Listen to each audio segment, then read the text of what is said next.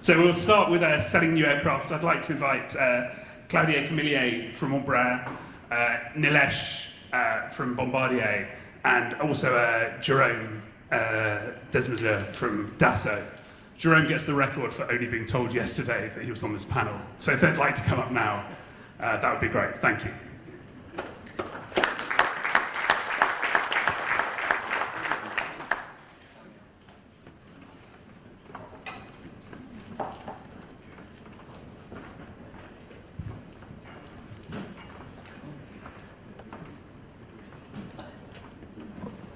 Okay, so if everyone can grab a microphone. I'm going to log into Slido to see if we have any questions. But Nilesh, let's start with you. How's life? I think life is awesome. It's Wednesday morning. We just had our coffee, sitting here with our colleagues. No, I think the overall utilization in the market is up, as you know. It's about 10% additional charter hours earlier this year. NetJet's showing about 10% growth in Europe. VistaJet is showing 38% growth in North America. The pre-owned inventories are lowest since 1999. The residual values are stabilizing over the last few quarters. And most of all, we launched the new Global 6000, 6500 and 5500, and the range increase on the 7500. All of these things, I think the market's looking good, optimistic. Paddy? Thank you all. Good morning. It's been a very good year, very busy, lots of air shows in this beginning of the year, but I would say I'm quite excited with Embraer and our prospects in the market. A lot of interest on our new products, the Phenoms, the Legacy 450, 500, and the continued interest on the Legacy 650. Here in Asia Pacific, we are quite excited. We have delivered our first Legacy 500 in Malaysia. It's the fourth Legacy 500 here in the region. Next week, we are delivering the first Phenom 300D in Australia.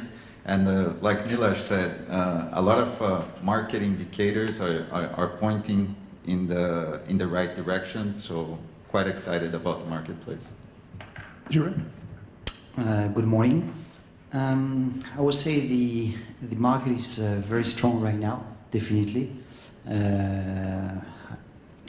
especially in Asia.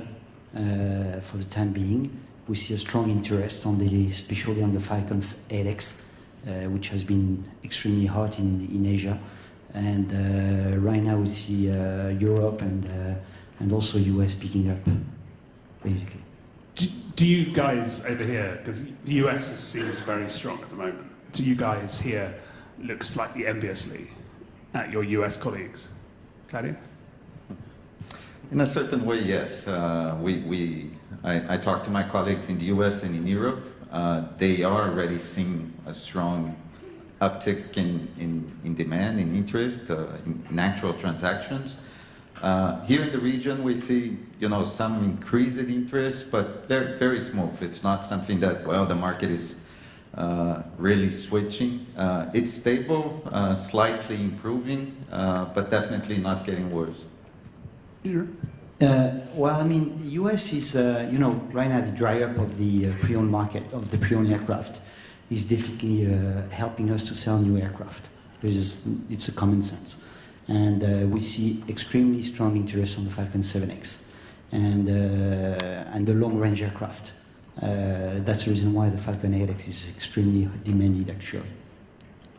It's interesting that you mentioned the pre-owned market because, there's hardly any aircraft under 5 years now available. Nilesh, are you seeing it as less of a competitor now?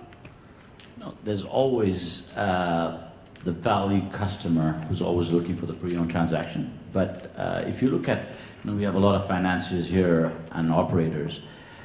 Most of our customers in Asia, they finance the aircraft. And if you have access to financing, the cost of ownership between a new and a pre-owned is only a few $100,000 difference. So I think, where the customer has access to financing, I see a lot of people tending towards, so if you're looking at 2012 Global 5000 versus a brand new Global 5000, I think the difference is going to be, a few $100,000 a year delta. So I think there's a lot of customers looking at new now, but there's always going to be value customers who are, not necessarily financing the aircraft. We're going to look for that great pre-owned deal, especially in Australia. A majority of the aircraft transacted in the last year were primarily pre-owned. Thanks to some of our friends here who did a great job selling them. Jérôme, any more comments on the pre-owned market? I mean, it's, I would say when you establish a brand, I mean, a product like we did in Asia for the Falcon 7X, which is the second largest market in the world for the 7X, is China actually, with more than 45 aircraft right now on the 7X in China. You can see that the customers are extremely demanding on that product. And we are currently getting more and more in these specific models, and that's really amazing. Claudia, is it a buyer's or a seller's market at the moment? It's still a buyer's market for sure. You mentioned the reduction on the inventory of pre-owned airplanes. That is a fact. But there are still many options out there, and the values for those pre-owned airplanes, they have not significantly gone up. It's stable. So still, you can find very good airplanes at lower prices. What would you think, Nilesh? Buyers or sellers market? I think it's still a buyer's market. It's just, I think the negotiating room is getting narrower, right? But I think, yes, end of the day, if you're a buyer, I think, and you can move fast, I think the deal's there for you. Which countries, and it's great to see we're split on actually as an OEM, does it always feel like a buyer's market? I like to make sure that my CFO thinks it's a buyer's market when I'm negotiating the price. Which countries are you particularly excited about in Asia at the moment? I am extremely excited about Australia. I mean, the amount of activity I've seen over the past year, there's a tremendous amount of growth. India also is showing a lot of activity. So these two markets are showing tremendous growth. But Bombardier has always been the market leader in APAC. We've done close to 30 to 40% of order as well as market share year on year. So I think demand is coming from everywhere. But I think I'm excited about Australia, India. I think Indonesia's, hopefully the commodity price and oil prices, oil being at where it is in terms of price point will help this market. And again, one of the things I really want to do is crack Japan, because we talked about it last year. I think that's a market that's there for all of us to explore, because it's still one of the largest economies in the world. So hopefully the new generation of billionaires coming in, we can crack that market and make a dent. Ready? We see the demand stable across the region. No particular country standing out. Of course, some countries like Nilesh mentioned, Australia, India, those are the places where the biggest fleets are installed. So of course we see some additional demand there. But interestingly, this year we started seeing demand from non-traditional countries here in Asia Pacific, places where we have very small fleets. Even in Laos, we have seen some demand coming from there. So it's an exciting future. Well, I was in terms of Dassault, it's we get two major countries, which are Australia and China, very extremely dynamic currently. And we see some, as my friends from Hamburg noticed. I mean, we have some new countries which are really popping up out of the woods, and we did not expect that at the beginning of the year, which is quite good because it's going to open more and more markets and more demands. That's what we see. You're responsible for Greater China. What's the mood on the mainland at the moment? Well, I mean, you have to imagine we have about 100% of our customers are concept buyers. So the difficulty for us is to go and make sure that they come out of the woods and we make them understand what business aviation is. First, we need to educate them, and that takes a very, very long time. That's why nowadays we see, Dassault has been active in China for 12 years, and our main product has been the Falcon 7X. That was our flagship. Nowadays it's Falcon 8X, and people are, when they get confident into the brands and the models, they start to really come to us more and more. And it's make I don't want to say the life of the salesman very easy, because it's always difficult, but it's getting easier. We now almost, I guess, a lot of the buyers who came in at the peak have owned an aircraft for 5 years now and are looking to replace, or? Well, China is, that's another education we need to go through them.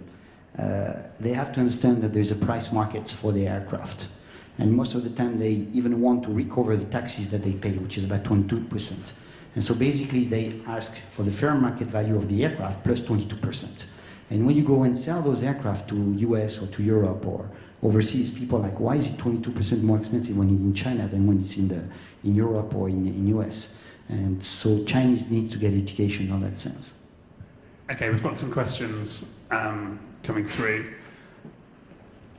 So why do you think Australia is being noted as showing recent growth? What's happened in Australia, Nilesh? I think there was always a demand. It's a big country. I think the economy's been pretty steady over the last few years, and I think there are a lot of concept buyers joining the fray.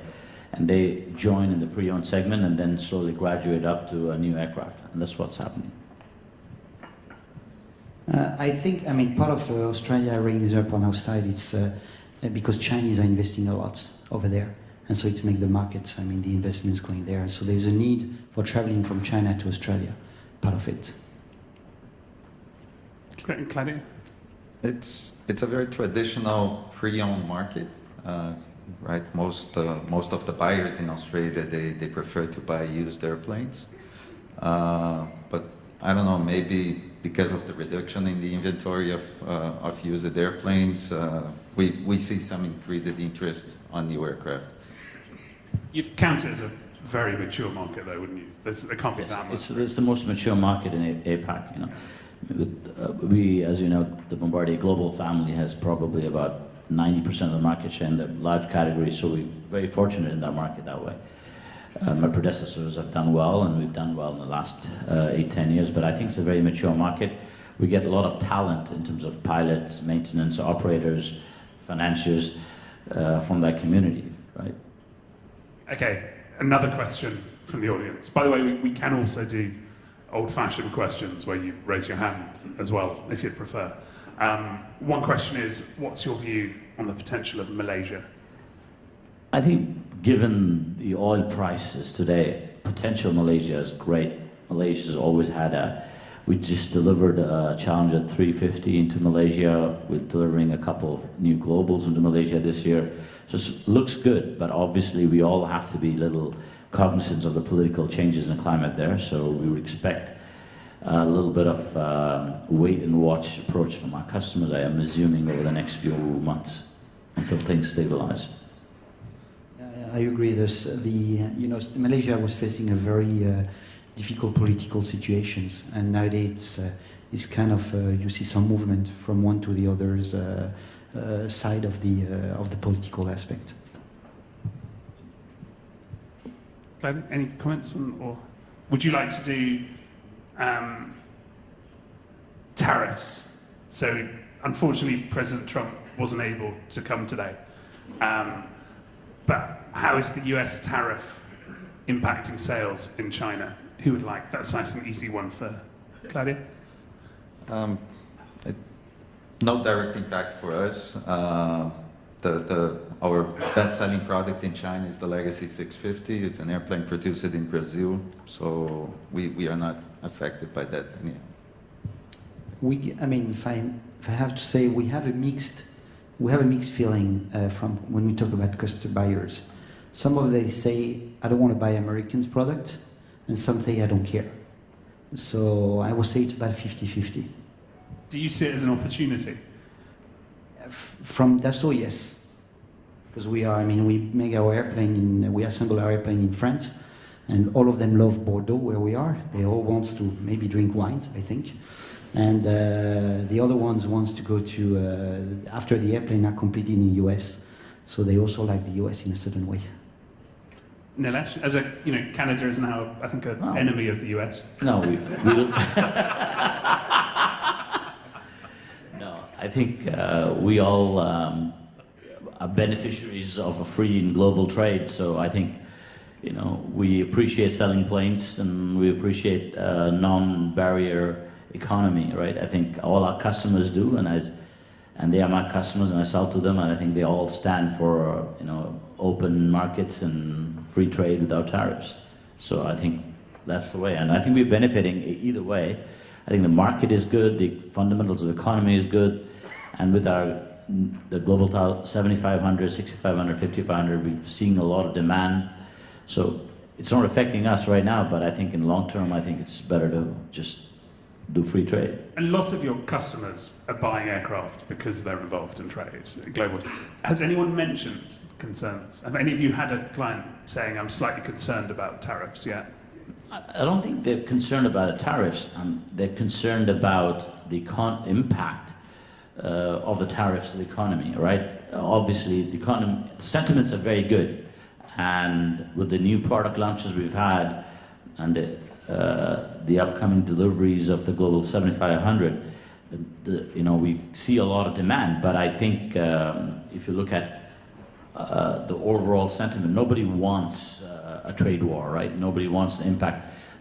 Like a friend of mine, a customer of mine says, wherever a business jet is parked in the world, there's business being conducted.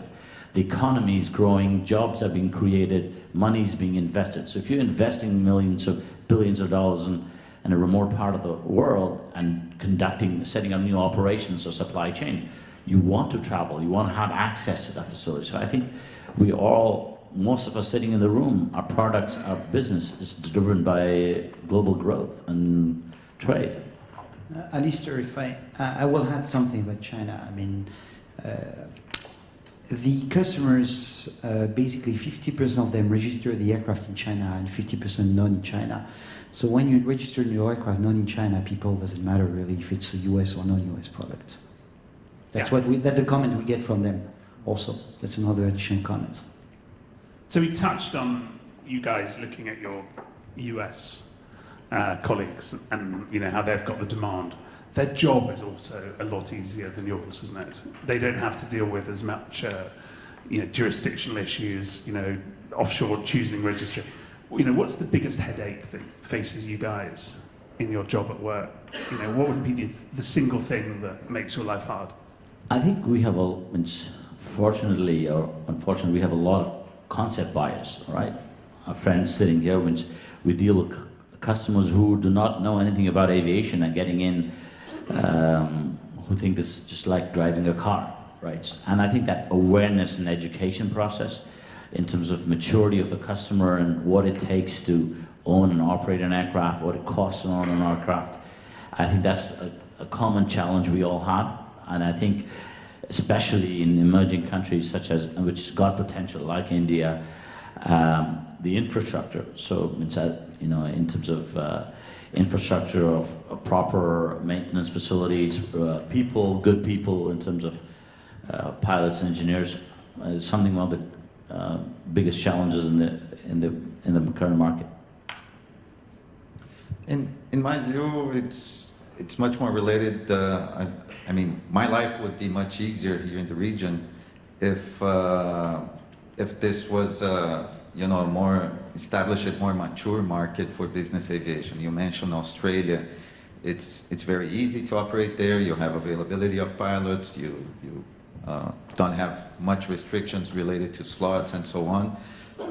Here in Southeast Asia, if you want to really experience the benefit of a business jet, it's quite difficult, right? Because it may take you a couple of days to get a flight permit. It's a very cumbersome process to own and operate an airplane here in the region. So if this was an easier region to do business with, our lives certainly would be much easier. Well, educating them on the technical aspects, understanding them all the key aspects that they have to take when they consider an aircraft. Like, I mean, you buy, you operate, and then you resell. And I already addressed the issue about reselling in China, where they have to understand that there's a market price and you don't have to pay on the taxes. So now that in China we're on the third phase, which means they know now how to buy an aircraft, they know how to operate, because now you have quite a lot of management companies in China, and you get good provider services. Still, the service is not quite good, but they still need some improvement over there. But now they are in the learning phase of how do I resell my aircraft and what will I rebuy. And so that's part of the reasons why some of the financial institutions will have good role playing on that and educating them as well as the market itself. Can't you just buy the aircraft from them as a trade-in? We can do it, but they still think that we have to pay 22% more. Okay, we've got lots of questions coming in now. Let's stick with China. Has the Chinese market warmed up to pre-owned aircraft? Definitely yes. Okay, that was a nice, easy answer. And then now, Singapore. We're in Singapore. No one's mentioned Singapore. Does anyone see this as a market? Yeah, I think there's a market. We're selling a few global 5000s right now, actively with some friends sitting in this room. I think there's a market. It's especially the financial industry is coming into play. Either they're because they made their money or because they have global customer bases they need to travel. So I think it's coming, but it's not there where Hong Kong is or other financial centers. Anyone else? Singapore? Singapore for us, I mean, for Dassault is a mixed platform. I mean, you get also Chinese, you get Indonesians, you get Malaysians, you get a mix of a lot of different culture, different customers profiles. So Singapore is the market. And the Philippines? I think Philippines has got tremendous potential. There's a lot of what I call customers looking to buy, but I think it's a market that hasn't grown as much as we would like to. We've put a couple of new Challenger 350s there in the last year or so, and the response to the Challenger 350 has been great. The response to the global products in the Philippines has been great, but in terms of the wealth there is in the country, and in terms of the economic growth that's happened over the last 5 years, the business aircraft growth hasn't followed, and probably lack of infrastructure or a bit of conservativeness. I mean, being present in this market for the last 15 years, I realized countries like, for example, Pakistan, which has suddenly taken off for us, put a few globals in there and challenges over the past few months. The first few buyers are always the ones who need to have a brave heart, because they, in a country that's so politically inclined, you don't want to be, stand out. Once they've grown, once we graduated from that, the rest of the so-called billionaire class follows, right? I think that hasn't happened yet in Philippines, but I think we are at the cusp of that happening. The two Challenger 350s that were added and the globals, they're having an impact. So I'm hoping that that's going to change. We definitely see Philippines as a strong potential market for us.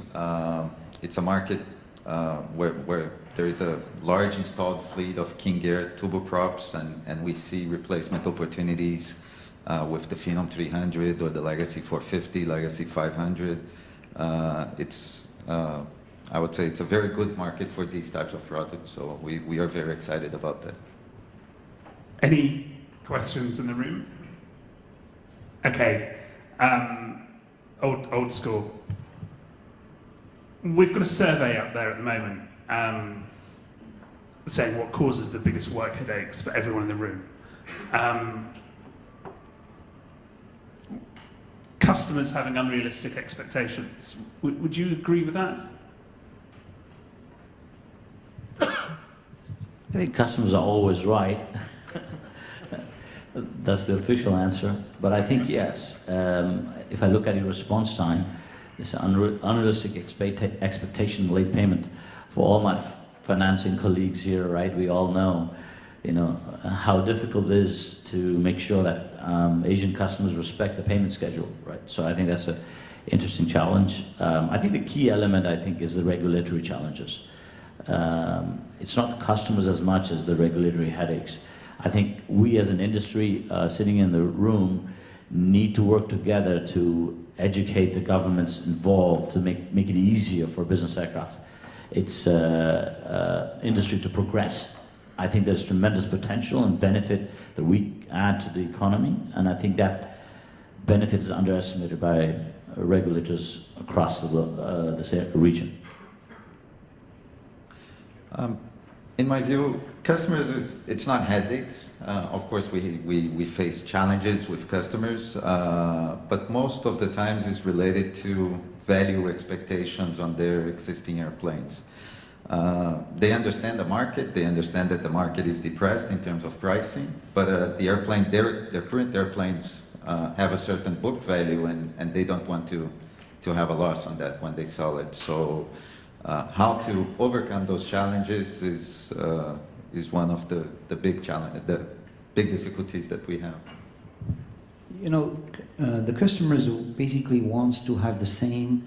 They have a lot of demands on the interior. That's what we see. It's like they want to jump from their cars to their home, to their airplanes, to their boats, wherever they want.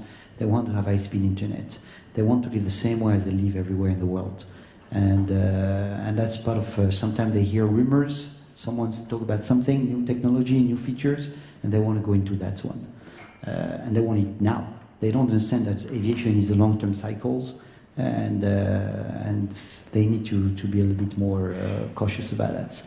And in new countries, I would say people makes money quickly, and they become rich, very wealthy very quickly, and they want the aircraft now.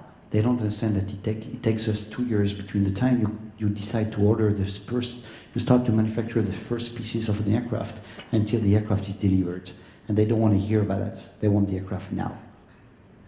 I think also we're coming to the market, we haven't had for the last at least 10 years, where there's people actually, we don't have deliveries, right? There was in the last 10 years, we haven't had that situation as a market where our customers are competing. We have 3 customers in Singapore competing for one global 5,000 aircraft. I wish I had more global 7,500 deliveries that I could offer customers now who don't have to wait. So I think it's a good state for all of us in the market, and we just hope it lasts long enough for us to enjoy a little bit of that high. Okay, we've got lots of questions, all anonymous. You can put your name on it. It's quite easy to, if you want to. So let's start with a nice, easy one. Are OEMs building too many aircraft again? I think we are the first manufacturer to have correct size or right size our production a few years back. And ever since we did it, the other manufacturers have followed. I think Hawker was first. I wouldn't call it right size, but anyways. I think, as you know, our next 9-year forecast has, just in Asia itself has close to 1,000 aircraft. I think there's a potential for growth as long as I think the economic parameters stay stable. I think we have tremendous potential there. And in our case, we also definitely adjusted our production to the demand levels. And we have been also very strict in terms of pricing. We are not giving any kind of crazy discounts just to get a deal. I believe that in our case, we are quite balanced in terms of production and demand. As OEM, it's always every OEM has his own company policy. And I will say the quantity of aircraft being manufactured depends on the trends. Unfortunately, we have to see what's going to happen 2 years from now. If someone has an answer in the room, I'd be glad to hear. And that's a challenge we are facing nowadays. So the pre-owned market is a good key indicator in our case. If we see the market drying up very quickly, we see that we have to orders for the next couple of years. That's one of the indicators we are using. Of course, it's not the only one, but nowadays I will say there is a very, I will say, it's a crossroad in the market. That's all of the OEM have newly launched kind of new products, a lot of new products, and now people need to change. So for now, we are there's a lot of customers down the road who's going to go into new, I would say, new generation aircraft. It's a breakthrough technology, and it's going to be hard to know what's going to happen. Another question, which I'm sure you guys are keen to answer, is discounts. And what I love about the sort of the analyst calls is that every OEM will say that they're holding price, but it's very hard because their competitors are discounting. Any comments on, you know, we're still quite a long way away from list prices for some aircraft types. Obviously none of yours, but your competitors. You know, the one who does discount are not here today. Okay, is that the comment we're getting? Okay, I love the way you're not jumping into that one, Nilesh. What type of investments are you making? This is one I think probably is planted by an OEM. What type of investments are you making in 2018? 3 words: Global 5500, Global 6500, Global 7500. That's 6 words. Claudio? On the product side, we recently launched the Phenom 300D. Of course, we keep doing improvements on our products, but particularly on the customer support side, customer support and services, we keep investing on it and you know, enforcing making the organization stronger. In the past few years, we have been rated by customers on 2 different surveys, AIN and ProPilot, as one of the top providers in customer support. So we keep working very hard in this area to maintain our position. Dassault keeps investing on new products. We launched the 6X. We're going to keep going on that directions. We start, surprisingly speaking, to see quite a strong interest because it's the largest cabin you can have, and Chinese customers are extremely demanding on that. It's something very surprising. Normally they only ask products which are currently available for being seen, and we see more and more on the on new markets. Maybe that's kind of a maturity getting there. They ask for those new products which are still on the design phase, and we keep developing new products. Employee retention. I think this is something we're going to keep coming back to over the 2 days, and we'll ask the same question to the operators. But you know, as guys based in the region, do you feel that you're constantly seeing the same faces but with different business cards moving across the industry? Do you see it as an issue over here? Well, I think it's. I mean, it's. You know, it's good that people learn from different. You know, the industry is quite complex, and it's good that people can share different experience. It's getting more and more mature, and people can share more and more information on that, and that's part of the educational process, I would say, of the market. I don't see it differently from other regions in the world. At our company, of course, we invest a lot on employees' retention. We want to keep our talents in-house, for sure. I think I've worked for Bombardier for 22 years, so it's a good retention right there. This is a great employer. I think as an industry as a whole, you know, it's a very niche market. And like we said, Asia specifically is a small and emerging market. So obviously we will see people going from, you know, same experience moving around in the industry. And I think the same everywhere else, except the number of people are smaller in our region. Okay. Claudio, I mean, really nice, and I'm not going to get you to answer the will Boeing purchase Embraer business jets. I'm going to save you from I don't telling. know the answer anyway. So. I think the answer is you'd refer them to the quarterly analyst call last month and the comments. Okay, what are OEMs doing to improve product support in the region? I think my colleague Chris is here, is speaking later on during the conference. And I think Bombardier has invested significantly in the region over the years.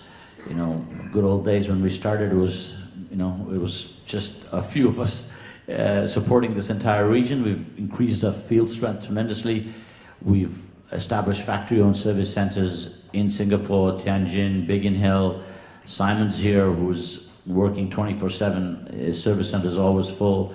We have our partners like ExecuJet and Metrojet and others who are the network and other operators. I think we've gone to quite far in the support infrastructure in Asia Pacific over the last decade, and I think it just looks brighter moving forward. I think it's related to the attitude towards the customer. We have a local team that it's second to none. You talk to our customers here in the region; they have been extremely happy with the support that they get. And basically, what we have to do is have the very good people there providing support, and the structure behind them to allow the good support. Okay. Another question from the audience. Are you concerned, this is a nice technical question for you, are you concerned about possible operating cost increases due to the ICAO CORSIA implementation? Okay, let's simplify this. Do you worry? It was interesting at eBay, one of the big announcements was the environment and way of alternative jet fuels. Do you think that's a big issue in the Asia Pacific region, or is that more of a European issue? I think there's a regulatory changes happening. I think Bombardier has always taken a lead in terms of our relationship with the industry and the regulatory bodies and investment, and that's partly the recent announcement that took the leading in the industry in the global 6500, 5500, and 7500. I think we're producing the most efficient aircraft in the industry, giving customers what they want, their home in the skies. I think, and we're also working with our partners to reduce the maintenance and operating costs. So I think we're doing the steps in the right direction. Any other comments on the environment? Okay, final question, unless we have one from the room, if anyone would like to ask one. Okay, you all have ranges of aircraft you could sell. If you were only allowed to sell one aircraft, what would you choose? And it is fine to choose a competitor aircraft if you want.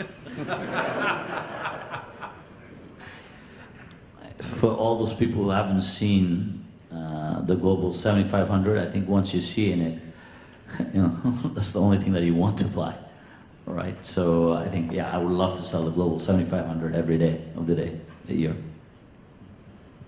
It's the Legacy 500. It's the most advanced airplane out there. Amazing cabin, very quiet, great pressurization system. Is an airplane with no buts. It's there are no negative points on it, only positives. It's a Falcon 8X. Okay, and there's a lot of people questioning. That's brilliant. Thank you very much. We'll stop before the questions. Thank you very much. Thank you. Thank you, Alistair.